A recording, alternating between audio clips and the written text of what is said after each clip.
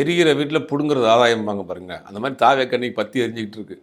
அப்போ அந்த பக்கம் இருக்கிறத நம்ம கொஞ்சமாக தள்ளிட்டு வரணுன்றதுக்கு தான் வாரி வரிஞ்சு கட்டிட்டு இப்போ தாவேக்கா சார்பில் எந்த ஸ்போக்ஸ் பர்சன் கிடையாது. தாவேக்கா ஸ்போக்ஸ் பர்சனாக பாஜக ஆட்கள்லாம் பேசிகிட்டு இருக்காங்க. பாஜக ஆதரவாளர்கள், பாஜக நேரடியாக நிர்வாகிகள், பாஜகவை சேர்ந்த கவுன்சிலரே சுப்ரீம் கோர்ட் வரைக்கும் போய் கேஸ் போட்டிருக்காங்க இந்த வழக்கை வந்து சிபிஐக்கு மாற்றணும். அப்போ பாருங்கள், வரைஞ்சு கட்டி கொண்டு இன்றைக்கி தாவேக்காவுக்கு இவங்க வேலை செஞ்சுக்கிட்டு இருக்கிறாங்க. அதிமுக நிர்வாகிகளும் சில பேர் கொஞ்சம் பேச ஆரம்பிச்சிட்டாங்க. இப்போ இந்த கூட்டத்தில் ஒருத்தர் தாவேக்கா கொடியை பிடிச்சிட்டு இருந்தார், ஆனால் அவர் பனியன் வந்து அதிமுக பனியன் போட்டிருந்தாரு. ஸோ அப்படின்னு ஒரு தகவல் வருது.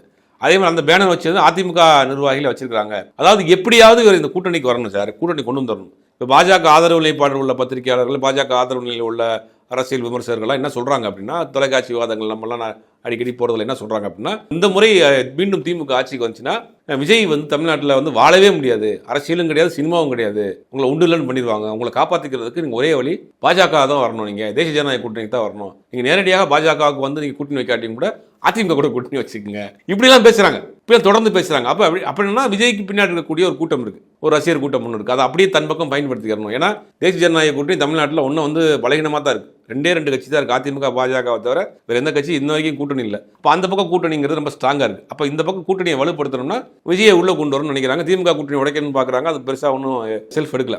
அப்போ இந்த கூட்டணிக்குள்ளே கொண்டு வரணும் விஜயை.